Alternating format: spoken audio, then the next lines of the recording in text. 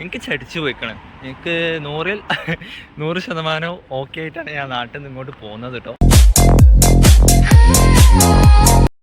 Hello guys, അപ്പോൾ നമ്മൾ next വീഡിയോയിലേക്ക് കിടക്കാൻ പോവാണ്. അപ്പോൾ വീഡിയോ ആദ്യമായിട്ട് കാണുന്ന ആരെങ്കിലും ഉണ്ടെങ്കിൽ സബ്സ്ക്രൈബ് ചെയ്യുക, ലൈക്ക് അടിക്കുക, സപ്പോർട്ട് ചെയ്യുക, കമൻറ്റ് ചെയ്യുക ഒക്കെ ചെയ്യാം. നമുക്ക് തുടങ്ങാമല്ലേ, വീഡിയോയിലേക്ക് പോകാം. അപ്പോൾ നമ്മൾ ഇപ്പോൾ രാത്രി 1:17 അയക്കുന്ന ടൈം. അപ്പോൾ ഈ ടൈമിനാണ് നമ്മളിപ്പോൾ വീഡിയോ എടുക്കുന്നത് കേട്ടോ. നമ്മൾ ജസ്റ്റ് ഒന്ന് പുറത്തൊക്കെ ഇറങ്ങി നോക്കിയാണ് ഈ ടൈമിന് എന്താണ് പുറത്തത്തെ അവസ്ഥയും കാര്യങ്ങളൊക്കെ അതൊന്ന് അറിയാൻ വേണ്ടിയിട്ട് നമ്മൾ ജസ്റ്റ് ഒന്ന് പുറത്തൊക്കെ ഇറങ്ങി നോക്കിയാണ്. അപ്പോൾ ഇവിടുത്തെ കാര്യങ്ങളെന്ന് പറഞ്ഞാൽ ഒരു കാര്യം കാണിച്ചിറങ്ങൾക്ക് കാണിച്ചരാന്ന് പറഞ്ഞ സംഭവം ഇതാണ് സീബ്ര ലൈൻ.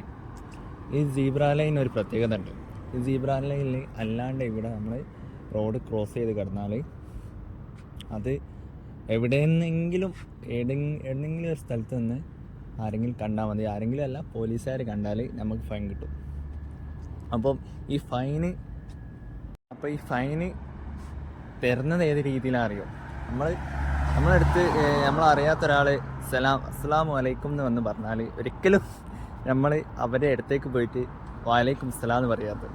കാരണം ഇവിടുത്തെ സലാമിന് പ്രത്യേക ഒരു വാല്യൂ ഉണ്ട്. ഇവിടെ ഒരാൾ സലാം പറഞ്ഞാൽ ഇവിടെ എന്ത് സംഭവം, നമ്മളിപ്പോൾ ഒരു ചീത്ത പറയുകയാണെങ്കിലും നമുക്കിപ്പോൾ ഒരു ഫൈൻ ചെയ്ത് തരികയാണെങ്കിലും എന്തിനും ആദ്യം വലിയ പറയുക സലാമാണ്. അപ്പോൾ എനിക്ക് സ്വതവേ ഒരു ഫൈന് കിട്ടേണ്ട ഒരു ചാൻസ് ഉണ്ടായിരുന്നു.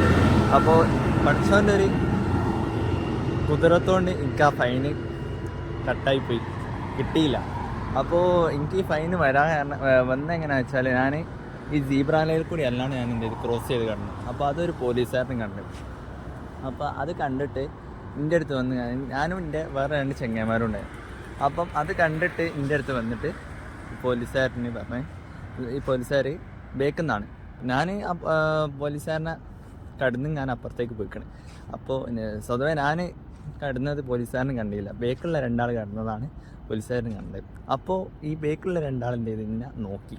അപ്പോൾ നോക്കിയപ്പോൾ പോലീസുകാരന് മനസ്സിലായി ഞാനും ഓല കൂട്ടത്തിലുള്ള ഒരാളാണെന്ന് മനസ്സിലായി. അപ്പോൾ എന്ത് ചെയ്ത് ഈ പോലീസുകാരൻ എന്ത് ചെയ്ത് എന്നെയും കൂടി വിളിച്ച്. അപ്പോൾ മറ്റൊരു എന്ത് ചെയ്ത് പോലീസുകാരനെ വിളിക്കുമെന്ന് പറഞ്ഞപ്പോൾ ഞാൻ അപ്പുറത്തേക്ക് കുറച്ച് ലോങ്ങായിട്ട് നടന്ന് പോയിക്കണം. അപ്പോൾ എന്ത് ചെയ്ത് വലിയ 2 ആളോട് ത്വരയിട്ട് ഞാൻ എന്നെ വിളിച്ച് ഇർഷാദ് വേഗം വാ പോലീസ് വിളിക്കണമെന്ന് പറഞ്ഞു. അപ്പോൾ ഈ പോലീസ് വിളിച്ച് ഇവരോട് ആദ്യം ചോദിച്ച കാര്യങ്ങൾ, ഇവരോട് എങ്ങനെയാണ് ചോദിച്ചതെന്ന് വെച്ചാൽ ഇവരുടെ അടുത്ത് പോയി അസ്സലാമു അലൈക്കും എന്ന് പറഞ്ഞു. അപ്പോൾ സ്വതവേ നമ്മൾ മുസ്ലിംസ് ആകുമ്പോൾ നമ്മൾ എന്ത് ചെയ്യും, വലൈക്കും അസ്സലാം എന്ന് നാട്ടിൽ പോയി പറയും. അങ്ങനെ വലൈക്കും അസ്സലാം എന്ന് പറഞ്ഞ് അപ്പോൾ പോലീസുകാരനെ ചോദിച്ച് ഷോമി ID എന്ന് പറഞ്ഞു, എമിറേറ്റ്സ് ആയിട്ട് കാട്ടി കൊടുക്കാൻ പറഞ്ഞു. അപ്പോൾ എന്ത് ചെയ്ത് വലി കാട്ടിക്കൊടുത്ത് ഫൈന് എഴുതി തരാനുള്ള രീതിയിൽ ഫൈൻ എഴുതാൻ വേണ്ടി വലിയ എന്ത് ചെയ്തു ഫോട്ടോ കാര്യങ്ങളൊക്കെ എടുത്ത് പോയി. അപ്പോൾ ഇവിടുത്തെ ഇത് സീബ്ര ലൈന് അല്ലാണ്ട് പുറമെന്ന് ക്രോസ് ചെയ്ത് കിടന്നാൽ ഇവിടുത്തെ ഫൈൻ എന്ന് പറഞ്ഞാൽ 500-600 ആ ഒരു ഇല്ലാണ് വരിക. അതായത് അത് നാട്ടിലത്തേക്ക് കൺവേർട്ട് ചെയ്യുമ്പം ഒരു 15-18 റുപ്യ, 18,000-15,000 അങ്ങനെ വരും. ആ ഒരു എമൗണ്ടാണ് വരിക. അപ്പോൾ ഇവരെന്ത് ചെയ്ത് ഞങ്ങൾ കൊടുത്ത് എനിക്ക് ആ ടൈമിന് ID കാർഡ് കിട്ടിയില്ല കേട്ടോ. എനിക്ക് ആ ടൈമിന് വിസിറ്റിംഗ് വിസൻ്റെ നമ്പറും കാര്യങ്ങളൊക്കെ ഉള്ളൂ. ID കാർഡ് എൻ്റെ അപ്രൂവ് ആയില്ല, കൊടുത്തിക്കണ് പക്ഷെ അപ്രൂവായി കൈമ കിട്ടിയില്ല. അപ്പോൾ ഞാൻ വിസിറ്റിംഗ് വിസൻ്റെ സാധനമാണ് കൊടുത്തത്. അപ്പോൾ എനിക്ക് സംഭവം ഇതൊന്നും ഓർമ്മയില്ല കേട്ടോ, എന്ത് ചെയ്ത് ക്രോസ് ചെയ്ത് കഴിഞ്ഞാൽ ഇത്രയും തോന്നെ ഫൈനും കാര്യങ്ങളൊക്കെ വരുമെന്നും. അപ്പോൾ ഇത്രയ്ക്ക് ഡേഞ്ചറായിട്ടുള്ളൊരു സംഭവമാണെന്നൊന്നും എനിക്ക് ഓർമ്മയില്ല.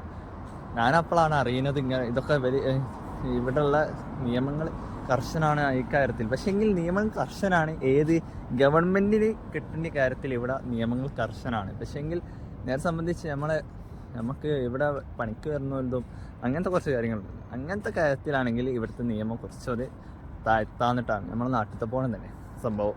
സെയിം മെത്തേഡ് തന്നെ, പിന്നെ കുറച്ചൊരു സ്ട്രിക്റ്റ് ഉണ്ട്. എന്നിരുന്നാലും മെത്തേഡൊക്കെ സെയിമാണ്. ഓൾക്ക് കിട്ടേണ്ടതാണ് ഓലെന്ത് കറക്റ്റ് ടൈമിന് ഓല് വാങ്ങിയെടുക്കും. പക്ഷേ നമുക്ക് എന്തെങ്കിലും കിട്ടേണ്ടതാണെങ്കിൽ അതിൽ ചെറിയൊരു പിയവുകളും കുറച്ചൊന്നും നമ്മൾ മണ്ടിപ്പാന് നടക്കേണ്ടി വരും. ഇപ്പം ഞാൻ പറയുന്നതെന്ന് പറഞ്ഞാൽ ഈ ദുബായിൽ ഏതെങ്കിലും ഒരു ഏരിയയിൽ നിന്ന് അസ്സലാമു അലൈക്കും എന്ന് പറയുന്നത് കേട്ടാൽ ഒരു കാരണവശാലും ആളും തരം നോക്കാണ്ട് അവങ്ങോട്ട് പോയി ഞാൻ വാലൈക്കും സലാം എന്ന് പറഞ്ഞ പരിചയം കാട്ടാൻ നിൽക്കരുത്. അങ്ങനെ കാട്ടിയാൽ നമുക്ക് പണി കിട്ടും. സംശയ കാര്യങ്ങളൊന്നുമില്ല. ആ ടൈമിൽ അങ്ങനെ നമ്മൾ നാട്ടിൽ പരിചയം കാട്ടാൻ നിന്നാൽ നമുക്ക് പണി കിട്ടും. ചിലപ്പോൾ അത് പോലീസുകാരനാക്കും, ചിലപ്പോൾ യൂണിഫോം കാര്യങ്ങളൊന്നും ഉണ്ടായിന്ന് വരില്ല. അപ്പോൾ പോലീസുകാരനായിരിക്കും.